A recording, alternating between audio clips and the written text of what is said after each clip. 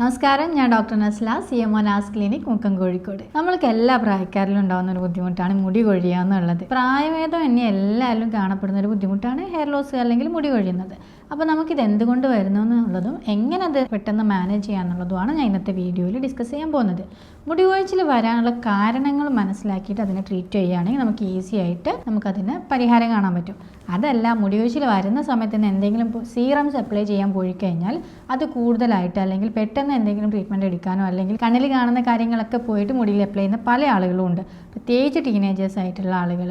അപ്പം പെട്ടെന്നൊരു നമ്മുടെ ഒരു പ്രായം കഴിയുന്ന സമയത്ത് 18-ന് മേലേക്ക് കഴിയുമ്പോഴത്തേക്ക് തന്നെ മുടി കൊഴിയുന്നു എന്ന് പറഞ്ഞിട്ട് പെട്ടെന്ന് എന്തെങ്കിലും സീറംസ് ഒക്കെ മേടിച്ച് അപ്ലൈ ചെയ്താൽ അത് കാരണമുള്ള ദോഷഫലങ്ങളും കൂടെ ഉണ്ടാവും. അതുകൊണ്ട് എന്തുകൊണ്ടാണ് മുടി കൊഴിച്ചിൽ വരുന്നതെന്ന് അറിഞ്ഞിട്ട് അതിനനുസരിച്ചിട്ട് മാത്രം നിങ്ങളതിന് ട്രീറ്റ്മെൻറ്റ് അല്ലെങ്കിൽ അതിനുള്ള സൊല്യൂഷൻസ് കണ്ടെത്താൻ വേണ്ടിയിട്ട് ശ്രദ്ധിക്കണം. അപ്പോൾ ഇന്നത്തെ വീഡിയോയിൽ ഞാനത് ഡീറ്റെയിൽ ആയിട്ട് പറയാം. അതിലാദ്യം തന്നെ എന്ന് പറയുന്നത്, നമുക്ക് മുടി കൊഴിയാനുള്ള റീസൺ ഒന്നാമത്തേന്ന് പറയുന്നത് ന്യൂട്രീഷൻ്റെ ഡെഫിഷ്യൻസിയാണ്.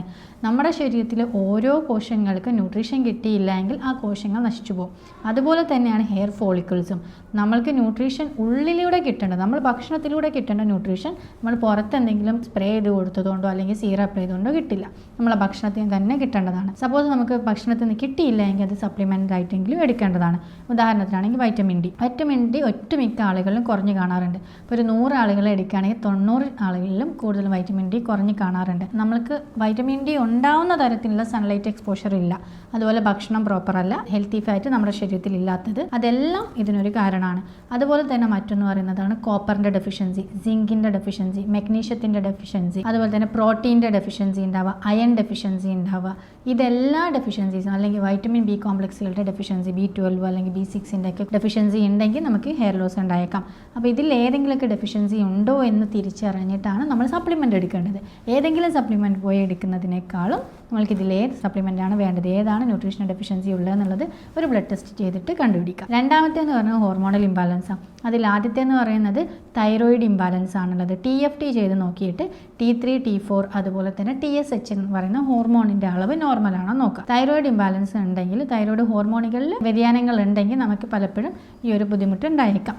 അതുകൊണ്ട് തന്നെ നമ്മൾക്ക് ആ ഒരു ടെസ്റ്റ് ചെയ്ത് നോക്കുന്നത് നല്ലതാണ്. അതുപോലെ അയൺ ഡെഫിഷ്യൻസി ഇതിൻ്റെ കൂടെ ഉണ്ടോ എന്നുള്ളത് ചെക്ക് ചെയ്യാം. പിന്നെ ചെക്ക് ചെയ്യേണ്ട ഒരു കാര്യം എന്ന് പറയുന്നത് PCOD പോലെയുള്ള ഹോർമോൺ ഡിസീസുകൾ ഉണ്ടോ എന്നുള്ളത് സ്ത്രീകളിലുള്ള നോക്കേണ്ട കാര്യമാണ്. 30 കഴിഞ്ഞതിന് ശേഷം തന്നെ സ്ത്രീകളിൽ ഹോർമോൺ വ്യതിയാനങ്ങൾ കൂടുതൽ കണ്ടുവരാറുണ്ട്. അതേപോലെ PCOS ഉള്ള ആളുകളിൽ നമ്മുടെ ശരീരത്തിൽ ആൻഡ്രോജൻ ഹോർമോൺ കൂടാൻ ഒരു ചാൻസ് ഉണ്ടാവും. അതുപോലെ തന്നെ ടെസ്റ്റോസ്റ്റിറോൺ എന്ന് പറയുന്ന പുരുഷ ഹോർമോൺ കൂടാനും, അത് ശരീരത്തിലുള്ള നോർമലായിട്ട് ഉണ്ടാവുന്ന ഹെയർ ഗ്രോത്ത്, ബാക്കി ബോഡി പാർട്സിലൊക്കെ ഹെയർ ഗ്രോത്ത് കൂടാനും നമ്മുടെ തലയിലുള്ള മുടി കൊഴിയാനുള്ള ഒരു ചാൻസ് ഉണ്ടാവാറുണ്ട്. അതുപോലെ തന്നെ പുരുഷന്മാരിലും സ്ത്രീകളിലും കണ്ടുവരുന്ന ഒരു പ്രശ്നം എന്ന് പറയുന്നത് ഡൈഹൈഡ്രോ ടെസ്റ്റോസ്റ്റിറോണിൻ്റെ അളവിലുണ്ടാകുന്ന വ്യത്യാസമാണ്. ഇത് നമുക്ക് മുടി കൊഴിച്ചിലിനുള്ള ചാൻസുകൾ കൂട്ടാറുണ്ട്. അതേപോലെ തന്നെ നമ്മൾ കഴിക്കുന്ന ഭക്ഷണത്തിൽ ഈ ഒരു ന്യൂട്രിയൻസ് ഒന്നും ഇല്ല എങ്കിലും എന്തെങ്കിലും തരത്തിലുള്ള ഹോർമോൺ ഡിസീസ് ഉണ്ടാക്കുന്ന തരത്തിലാണ് നമ്മുടെ ലൈഫ് സ്റ്റൈലെങ്കിലും നമ്മൾക്ക് ന്യൂട്രീഷൻ ഡെഫിഷ്യൻസീസ് ഉണ്ടായേക്കാം, ഹെയർ ലോസ് ഉണ്ടായേക്കാം. അതേപോലെ തന്നെ നമ്മൾ ശ്രദ്ധിക്കേണ്ട മറ്റൊരു കാര്യം, തുടർച്ചയായിട്ട് ഹെയറിൽ എന്തെങ്കിലും സ്റ്റൈലിംഗ് ചെയ്യുന്ന ആളുകൾ, ഹെയർ ട്രീറ്റ്മെൻറ്റ്സ് എടുക്കുന്ന കെരാറ്റിൻ ട്രീറ്റ്മെൻറ്റ്, അതുപോലെ തന്നെ മുടി സ്ട്രൈറ്റൻ ചെയ്യുക, അങ്ങനെയുള്ള ട്രീറ്റ്മെൻറ്റ് എടുക്കുന്ന ആളുകൾക്ക് കൂടുതലായിട്ടും മുടി കൊഴിച്ചിൽ കണ്ടുവരാറുണ്ട്. അപ്പോൾ അത് നമ്മൾ കെമിക്കലായിട്ടുള്ള കാര്യങ്ങൾ തലയിൽ അപ്ലൈ ചെയ്യാതിരിക്കുന്നതാണ് എപ്പോഴും നല്ലത്. പിന്നെ നമുക്ക് ജനറ്റിക്കലി മുടി കൊഴിച്ചിലുള്ള ആളുകളാണ്, പാരമ്പര്യമായിട്ട് നമുക്ക് മുടി കൊഴിച്ചിലുണ്ട്. നമ്മുടെ ഫാദറിന് മുടി കൊഴിച്ചിലുണ്ടെങ്കിൽ അല്ലെങ്കിൽ മദറിൻ്റെ ഫാമിലിയിൽ മുടി കൊഴിച്ചിലുണ്ടെങ്കിൽ, ഇപ്പോൾ പുരുഷന്മാരിൽ നോക്കുകയാണെങ്കിൽ ബാൾഡിങ്, കഷണ്ടി ഉണ്ടാവാനുള്ള ഒരു ഏറ്റവും കൂടുതൽ ചാൻസ് എന്ന് പറയുന്നത് ജനറ്റിക്കലി നോക്കുകയാണെങ്കിൽ അമ്മയുടെ ഫാമിലിയിൽ കഷണ്ടിക്ക് ഒരു ചാൻസ് ഉണ്ടെങ്കിൽ അത് പുരുഷന്മാരിൽ ഉണ്ടാവാനുള്ള ചാൻസ് ഉണ്ട്. അതേപോലെ തന്നെ ചെറിയൊരു പെർസെൻറ്റേജ് ആണ് ഫാദറിനുണ്ടെങ്കിൽ ഉണ്ടാവാനുള്ള ചാൻസ്, കൂടുതലും മദറിൻ്റെ സൈഡിലാണ് കിട്ടാൻ ചാൻസ് ഉള്ളത്.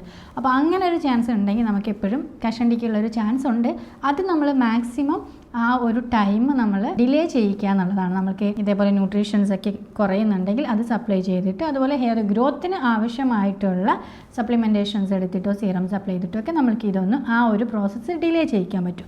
പക്ഷേ അവർക്ക് മുടി കൊഴിച്ചിലുണ്ടാവാനുള്ള ചാൻസ് കൂടുതലാണെന്ന് മാത്രം. അതുപോലെ നമുക്ക് തുടർച്ചയായിട്ട് ഡാൻഡ്രഫ് വരുന്ന ആളുകളാണെങ്കിൽ ഡാൻഡ്രഫ് വരുന്ന കാരണം കൂടുതലായിട്ട് മുടി കൊഴിച്ചിലുണ്ടായേക്കാം. അപ്പോൾ ഫംഗൽ ഇൻഫെക്ഷൻസ് ഉണ്ടെങ്കിൽ അതിനെ ട്രീറ്റ് ചെയ്യാൻ വേണ്ടി ശ്രദ്ധിക്കണം. പിന്നെ ശ്രദ്ധിക്കേണ്ട കാര്യം എന്ന് പറയുന്നത്, എന്തെങ്കിലും ഇൻഫെക്ഷൻസ് ഉണ്ടെങ്കിൽ, സെബോറിക് ഡെർമറ്റൈറ്റിസ് ഉണ്ടെങ്കിൽ അതുപോലെ തന്നെ സോറിയാസിസ് ഉണ്ടെങ്കിൽ, എക്സിമ പോലുള്ള കണ്ടീഷൻസ് അല്ലെങ്കിൽ വേറെ എന്തെങ്കിലും ഡെർമറ്റൈറ്റിസ് ഉണ്ടെങ്കിലും മുടി കൊഴിച്ചിലുണ്ടായേക്കാം. അതേപോലെ ഏജിങ് കൂടുന്ന സമയത്താണെങ്കിൽ നമുക്ക് മുടി കൊഴിച്ചിലുണ്ടായേക്കാം. അപ്പോൾ ഇത് ഏത് തരത്തിലാണ് മുടി കൊഴിച്ചിലെന്ന് മനസ്സിലാക്കിയിട്ട് നമ്മളതിനെ ട്രീറ്റ് ചെയ്യണം. അപ്പോൾ നമുക്ക് മുടി കൊഴിച്ചിലുണ്ടെങ്കിൽ പ്രൈമറി ആയിട്ട് ഒന്ന് ചെയ്യേണ്ട കുറച്ച് കാര്യങ്ങളാണ് ഞാൻ ആദ്യം പറഞ്ഞിട്ടുള്ള ന്യൂട്രീഷണൽ ഡെഫിഷ്യൻസീസ് ഉണ്ടോ എന്നുള്ള ഒരു ബ്ലഡ് ടെസ്റ്റ്. ആദ്യം നമുക്ക് അയണിൻ്റെ ഡെഫിഷ്യൻസി, കോപ്പറിൻ്റെ ഡെഫിഷ്യൻസി, സിങ്കിൻ്റെ ഡെഫിഷ്യൻസി, അതുപോലെ ഫോളിക് ആസിഡിൻ്റെ ഡെഫിഷ്യൻസി, അതുപോലെ ഹീമോഗ്ലോബിനും കൂടെ ഒന്ന് ചെക്ക് ചെയ്ത് നോക്കുന്നത് നല്ലതാണ്. പിന്നെ വൈറ്റമിൻ ഡിയുടെയും വൈറ്റമിൻ ബി കോംപ്ലക്സുകൾ നോർമലാണോ എന്നുള്ളത് നോക്കുക. അതിൻ്റെ കൂടെ ചെയ്യേണ്ടത് തൈറോയ്ഡ് ഫംഗ്ഷൻ ടെസ്റ്റ് നോക്കുക. തൈറോയിഡിൻ്റെ ലെവൽ എങ്ങനെയാണെന്നുള്ളത് അറിയാൻ വേണ്ടിയിട്ടാണ്. ടെസ്റ്റോസ്റ്റിറോൺ അളവ് നോക്കേണ്ടതില്ല, കാരണം പലപ്പോഴും നമ്മൾ അതിൽ വ്യത്യാസം ഉണ്ടാവാറുണ്ട്. പിന്നെ നമ്മൾ ഈ ട്രീറ്റ്മെൻ്റ് ഒക്കെ എടുത്തിട്ട്, അതുപോലെ ഹോർമോൺ റിലേറ്റഡ് ഇഷ്യൂസിനൊക്കെ ട്രീറ്റ്മെൻറ്റ് എടുത്തിട്ടും നോർമൽ ആവുന്നില്ല എങ്കിൽ, PCOS ഒക്കെ ട്രീറ്റ്മെൻറ്റ് എടുത്തിട്ട് നോർമൽ ആവുന്നില്ല എങ്കിൽ, അല്ലെങ്കിൽ PCOD ഇല്ല ബാക്കിയുള്ള ഇഷ്യൂസ് എന്തെങ്കിലും ചാൻസ് ഉണ്ടെന്ന് കാണുവാണെങ്കിൽ മാത്രമാണ് നമുക്ക് ഹോർമോണലായിട്ടുള്ള ടെസ്റ്റുകൾ ചെയ്യേണ്ടതുള്ളൂ. അതും ഡോക്ടർ നിർദ്ദേശിക്കുകയാണെങ്കിൽ മാത്രം മതി. നിങ്ങൾ ബേസിക് ആയിട്ടുള്ളത് ചെയ്യേണ്ടതില്ല. അതേപോലെ നമ്മൾ ചെയ്യുന്ന ഒരു കാര്യം എന്നാണ് ഓയിൽ അപ്ലൈ ചെയ്യുക എന്നുള്ളത്. ഓയിൽ അപ്ലൈ ചെയ്യുന്നതുകൊണ്ട് മാത്രം ഹെയർ ഗ്രോത്ത് കൂടില്ല, അത് നമുക്ക് കൂടുതലായിട്ടുള്ള സർക്കുലേഷൻ കൂടാൻ വേണ്ടിയിട്ട് ഹെൽപ്പ് ചെയ്യും.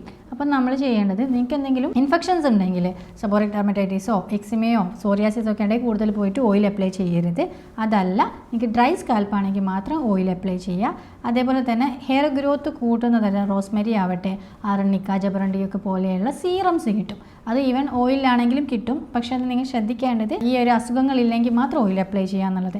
അങ്ങനെയുള്ള സീറംസ് അപ്ലൈ ചെയ്യുകയാണെങ്കിൽ ഹൈഡ്രേഷൻ കീപ്പ് ചെയ്യാൻ വേണ്ടിയിട്ടും ഹെയർ ഗ്രോത്തിനും ഇമ്പ്രൂവ് ചെയ്യും. അതിനൊക്കെ മുമ്പായിട്ട് നിങ്ങൾക്ക് ഏതാണ് ഡെഫിഷ്യൻസി എന്ന് നോക്കിയിട്ട് അതിനെ നമ്മൾ ട്രീറ്റ് ചെയ്യണം. പിന്നെ മുടിയിൽ അനാവശ്യമായിട്ട് നമ്മൾ ചെയ്യുന്ന ട്രീറ്റ്മെൻറ്റുകൾ ചെയ്യാതിരിക്കുക. അതുപോലെ ലേഡീസ് ആണെങ്കിൽ പോണി ടൈൽ കെട്ടുന്നത് ഒഴിവാക്കാൻ വേണ്ടി ശ്രദ്ധിക്കുക. നമ്മൾ കുട്ടികൾക്കൊക്കെ ചെറുപ്പം മുതലേ പോണി ടൈൽ കെട്ടി കൊടുക്കുന്ന ഒരു സ്വഭാവം ഉണ്ടാവും. അത് മാക്സിമം അവോയ്ഡ് ചെയ്യുന്നതാണ് നല്ലത്. അതുപോലെ തന്നെ മുടി മാക്സിമം കെട്ടി വെക്കുന്നത് ഒഴിവാക്കിയിട്ട് മാക്സിമം ലൂസാക്കി ഇടാനാണ് ശ്രദ്ധിക്കേണ്ടത്. അതേപോലെ തന്നെ ചൂടുള്ള രീതിയിൽ ഹെയർ ഡ്രയേഴ്സ് ഒന്നും വെച്ചിട്ട് നമ്മൾ ഒരിക്കലും മുടി ഉണക്കാൻ പാടില്ല. കാരണം റൂട്ടിൽ എഫക്റ്റ് ചെയ്യുവാണെങ്കിൽ നമുക്ക് മുടി കൊഴിച്ചിലുണ്ടായേക്കാം, റൂട്ടിൻ്റെ സ്ട്രെങ്ത് കുറഞ്ഞു പോയേക്കാം. അതേപോലെ ഏറ്റവും കോൺസെൻട്രേറ്റ് ചെയ്യേണ്ടത്, നിങ്ങൾക്ക് ഈ ഡെഫിഷ്യൻസീസ് ഉണ്ടെങ്കിലും ഇല്ലെങ്കിലും നമ്മുടെ കഴിക്കുന്ന ഭക്ഷണം ബാലൻസ്ഡ് ഡയറ്റ് ആക്കാൻ വേണ്ടി നോക്കാം. ഒരു ഹെൽത്തി ആയിട്ടുള്ള ഡയറ്റ് ഫോളോ ചെയ്താൽ നമുക്ക് ആവശ്യമായിട്ടുള്ള ന്യൂട്രിയൻസ് ഭക്ഷണത്തിൽ നിന്ന് കിട്ടും. ഒരു സപ്ലിമെൻറ്റും എടുക്കേണ്ട ആവശ്യം ഉണ്ടാവില്ല. അതല്ല എങ്കിൽ നമുക്ക് സപ്ലിമെൻറ്റേഷനായിട്ട് നമുക്ക് ഭക്ഷണത്തിന് കിട്ടുന്നില്ല, നമ്മൾ ജോലി ചെയ്യുന്ന സ്ഥലത്തിൻ്റെ ബുദ്ധിമുട്ടുകൾ കൊണ്ടോ അല്ലെങ്കിൽ നമ്മൾക്ക് ആ രീതിയിൽ ഭക്ഷണം പ്രിപ്പയർ ചെയ്യാൻ ബുദ്ധിമുട്ടുണ്ടായതുകൊണ്ടൊക്കെ ആണെങ്കിൽ നമുക്ക് സപ്ലിമെൻറ്റേഷൻസ് എടുക്കാം. അതിൽ എന്തെങ്കിലും ഹെൽത്ത് ഇഷ്യൂസ് ഉണ്ടെങ്കിൽ നമുക്ക് സപ്ലിമെൻറ്റേഷൻസ് എടുക്കാവുന്നതാണ്. അതിന് നമ്മൾ പ്രോപ്പറായിട്ട് ഒരു ഡോക്ടറിൻ്റെ നിർദ്ദേശപ്രകാരം മാത്രം സപ്ലിമെൻറ്റേഷൻ എടുക്കുക. കാരണം നമുക്ക് ഈ ന്യൂട്രിയൻസ് കുറവാവുന്ന പോലെ തന്നെ കൂടി കഴിഞ്ഞാൽ നമുക്ക് ബുദ്ധിമുട്ടുണ്ട്. അപ്പോൾ ഈ രീതിയിൽ നിങ്ങൾ ഹെയർ ലോസിനെ ട്രീറ്റ് ചെയ്യാൻ വേണ്ടിയിട്ട് ശ്രദ്ധിക്കണം. പലപ്പോഴും ബയോട്ടിൻ്റെ ഡെഫിഷ്യൻസി എല്ലാവരും, അല്ലെങ്കിൽ B6 വൈറ്റമിൻ B6ൻ്റെ അളവിൽ കുറവുണ്ടാവാറുണ്ട്. അപ്പോൾ അത് മാനേജ് ചെയ്യാൻ നമുക്ക് ചെയ്യാൻ പറ്റുന്നൊരു കാര്യം എന്ന് പറഞ്ഞാൽ കടല, പരിപ്പ്, പയർ വർഗ്ഗങ്ങളൊക്കെ എന്ത് ചെയ്യുക, ഫുഡിൽ ഒത്തിരി ആഡ് ചെയ്യുക എന്നുള്ളത്. അതുപോലെ നമ്മൾ ചിക്കനും ബീഫൊക്കെ കഴിക്കുന്ന സമയത്ത് അതിന് ലിവർ ആഡ് ചെയ്യുക എന്നുള്ളത്. നമ്മൾ വൈറ്റമിൻ B12 പോലെയുള്ളത് മാക്സിമം നമുക്ക് ഫുഡിൽ നിന്ന് കിട്ടും. അതുപോലെ തന്നെ വൈറ്റമിൻ C അടങ്ങിയിട്ടുള്ള ഭക്ഷണങ്ങൾ ഫുഡിൽ ഉൾപ്പെടുത്തുക. അത് കൂടുതൽ ഓറഞ്ച് ആവട്ടെ, പേരയ്ക്ക ആവട്ടെ, നെല്ലിക്കയൊക്കെ ആണെങ്കിലും ഏറ്റവും നല്ലതാണ്. നമുക്ക് വൈറ്റമിൻ D കിട്ടാൻ വേണ്ടിയിട്ടാണെങ്കിലും ഹെൽത്തി ഫാറ്റ് കഴിക്കുന്നതാണ് ഏറ്റവും നല്ലത്. അതേപോലെ തന്നെ omega-3 ഫാറ്റി ആസിഡ്സ് കിട്ടുന്ന ഫിഷുകൾ കഴിക്കാൻ വേണ്ടിയിട്ട്, അതുപോലെ ഫ്ലാക്സീഡ് കഴിക്കാൻ വേണ്ടിയിട്ട്, നട്ട്സ് കഴിക്കാൻ വേണ്ടിയിട്ടൊക്കെ ശ്രദ്ധിക്കുക. അത് ഹെൽത്തി ഫാറ്റും കിട്ടും, ഇതേപോലെയുള്ള ന്യൂട്രീഷനും കൂടെ കിട്ടും. അതേപോലെ ഡെയിലി നമ്മൾ കഴിക്കാൻ വേണ്ടി ശ്രദ്ധിക്കേണ്ടത് 1 ടീസ്പൂൺ എങ്കിലും നമ്മൾ വിത്തിനങ്ങൾ കഴിക്കാൻ വേണ്ടി, സൺഫ്ലവർ സീഡ് ആവട്ടെ ഏത് തരത്തിലുള്ള സീഡാണെങ്കിലും 1 ടീസ്പൂൺ കഴിക്കുക. അത് പലപ്പോഴും ഹെൽത്തി ഫാറ്റ് കൂട്ടാനും ന്യൂട്രീഷൻ ബാലൻസ് ചെയ്യാൻ വേണ്ടിയിട്ടും ഹെൽപ്പ് ചെയ്യും. അപ്പോൾ ഇതേ രീതിയിലൊരു ഹെൽത്തി ആയിട്ടുള്ളൊരു ഡയറ്റും പ്രോപ്പറായിട്ട് എന്താണ് നിങ്ങളുടെ ബുദ്ധിമുട്ടെന്ന് മനസ്സിലാക്കിയുള്ള അതിൻ്റെ സപ്ലിമെൻറ്റേഷനും അതിൻ്റെ കൂടെ ഹെയർ സീറംസ് യൂസ് ചെയ്യുകയാണെങ്കിൽ നമുക്ക് ഹെയർ ഗ്രോത്ത് ഒരു പരിധി വരെ കൺട്രോൾ ചെയ്യാൻ പറ്റും. അപ്പോൾ നമ്മൾ ഏത് കാരണം കൊണ്ടാണ് ഈ ഒരു ബുദ്ധിമുട്ടുകളിൽ നിന്ന് മനസ്സിലാക്കിയിട്ട് അതിനെ ട്രീറ്റ് ചെയ്യാൻ വേണ്ടി ശ്രദ്ധിക്കുക. അല്ലാത്ത രീതിയിൽ നമ്മൾ ഏതെങ്കിലും സീറംസോ എന്തെങ്കിലും ട്രീറ്റ്മെൻറ്റോ ചെയ്യുകയാണെങ്കിൽ നമുക്ക് മുടിയെ അത് ദോഷകരമായി ബാധിക്കുകയേ ചെയ്യുള്ളൂ. അപ്പോൾ അടുത്തൊരു വീഡിയോയിൽ പുതിയൊരു ടോപ്പിക്കുമായിട്ട് നമുക്ക് വീണ്ടും കാണാം. Thank you.